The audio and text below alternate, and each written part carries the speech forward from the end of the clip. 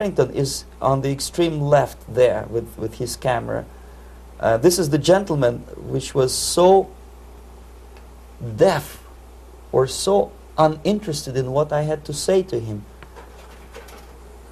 This is the same picture, a blow-up of the same picture. Many guests from various countries, in this particular case from Asia and Africa, were taken by me as a Novosti press agency employee for a tour across Siberia, for example. We would show them typical kindergarten, you see, nothing special by American standards, just nice children sitting, eating their breakfast or lunch. What they could not understand, or they pretended not to understand, that this is an exemplary kindergarten. This is not the kindergarten for average person or average family in USSR. And we maintain that illusion in their minds. You can see myself under the red spot in the middle there, with the same business-like expression. I'm doing my job. That's what I'm assigned to do, and that's what I was paid to do. But deep inside, I still hope that at least some of these useful idiots would understand that what they are looking at has nothing to do with the level of affluence in my nation. This is a better picture which reflects the true spirit of the Soviet childhood. This picture was printed in a Canadian government publication by mistake. In the middle you can see children playing on a small courtyard, and the caption goes, "This is a typical kindergarten in Siberia."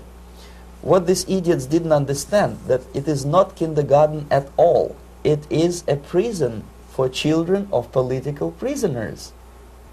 But there was not a single mentioning that what they were visiting actually was an area of concentration camps. And the job of people like myself to help them to not to notice that they are actually talking to prisoners. Most of the children were dressed, especially on the occasion of the foreigners' visit. Of course, there were no corpses on the ground. There were no machine gun guards. And well, it looks not very pleasant, as you see. It looks dull, but obviously it does not create an impression that this is actually a prison. Well, did any of the journalists have the curiosity to ask about prisons and that kind of thing? Yes. They were in Siberia. This Yes. is what you associate. Yes, some of them asked questions, and naturally we would give them, for the stupid question, we give them stupid answer. No, there are no prisons in Siberia. No, most of the people who you see are free citizens of USSR. They are very happy to be here, and they are contributing to the glory of the socialist system.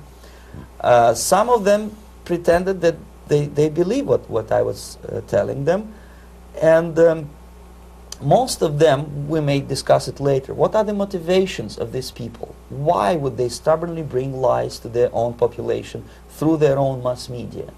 I have various answers to this. There is not a single explanation. It's a complex of explanations. It's fear, pure biological fear. They understand that they are on the territory of an enemy state, a police state. And just to save their rotten skins and their miserable jobs, their affluence back home, they would prefer to tell a lie than to ask truthful questions and report truthful information. Second, most of these schmucks were afraid to lose their jobs, because obviously if you tell truth about my country, you will not last long as a correspondent of New York Times or Los Angeles Times. They will fire you. What kind of correspondent are you? You obviously cannot find common language with Russians if they kick you out in 24 hours. So just by trying to be conformist to their own editorial bosses, they tried not to offend the sentiments of the Soviet administrators and people like myself. Deep inside, I hope they would insult my or offend my sentiments. Obviously, they preferred not to. Another reason, I refuse to believe it, but obviously, there is another reason. Obviously, it's a greed. These people earn a lot of money. When they come back to USA, they claim that they are experts on my country. They write books which sells in million copies, titled like Russians, The Truth About Russia. Most of it is lie about Russia. Yet they claim to be Sovietologists. They play back myth about my country, the propaganda cliches. Yet they stubbornly resist the word of truth. if a person like Solzhenitsyn is either defecting or kicked out of USSR, they try all their best to discredit him and to discourage him. I don't have much chance to appear on national network with a true story about my country. But a useful idiot like Hendrik Smith or Robert Kaiser, they are big heroes. They come back from USSR. They say, oh, we were talking to dissidents in Russia. Big deal. Soviet dissidents are chasing American correspondents in the streets. And they are cowardly escaping from these contacts. For some strange reason, if you want to know more about Spain, you refer to Spanish writers. If you want to learn more about French, you read French writers. Even about Antarctica, I bet you would read Penguins.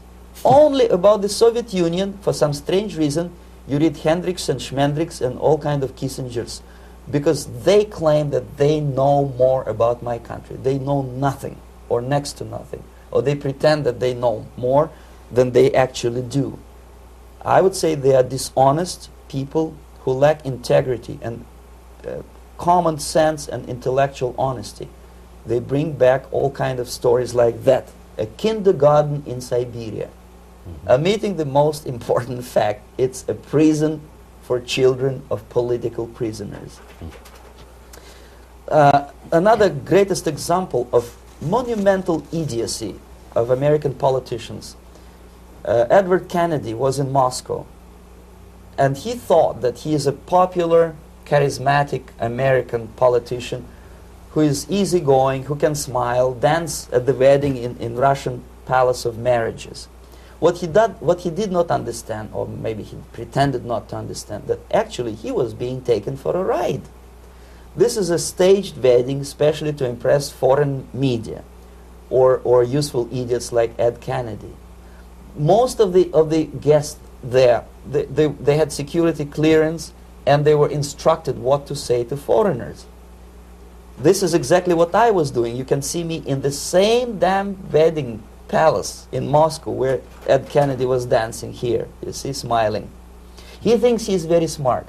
From the viewpoint of Russian citizens who observe this idiocy, he's narrow-minded, egocentrical idiot who tries to earn his own popularity through participation in propaganda farces like this. Here you can see myself.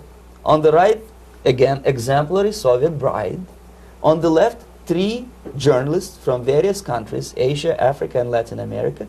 Obviously, they enjoying the situation. They will go back home and write the reports. We were present on a regular Soviet wedding. They were not present on a regular Soviet wedding. They were present, they were part of a farce, of a circus performance. Another thing which I had to sometimes risking my life to explain to foreigners. Time magazine, for example, is very critical of South African racist regime. The whole article was dedicated to the shameful internal passport system where blacks are not allowing to live with whites. For some strange reason, for the last 14 years since my defection, nobody wanted to pay attention to my passport. This is my passport. It also shows my nationality, and it has a police rubber stamp, which is called propiska in Russian language, which assigns me to a certain area of residence. I cannot leave that area, same way as this black man cannot leave the area in South Africa. Yet we call South African government racist regime.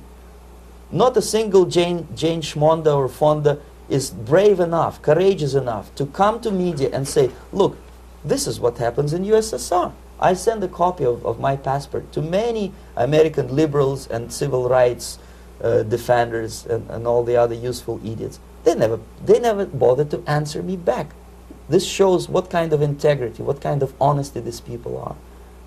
They are a bunch of hypocrites because they don't want to recognize a good example of racism in my country. This is the first stage of befriending a professor. You can see myself on the left with the same James Bond smile. On the right is my KGB supervisor, Comrade Leonid Mitrokhin, and in the middle a professor of political science in Delhi University. The next stage would be to invite him to a gathering of Indo-Soviet Friendship Society. There he is sitting next to his wife,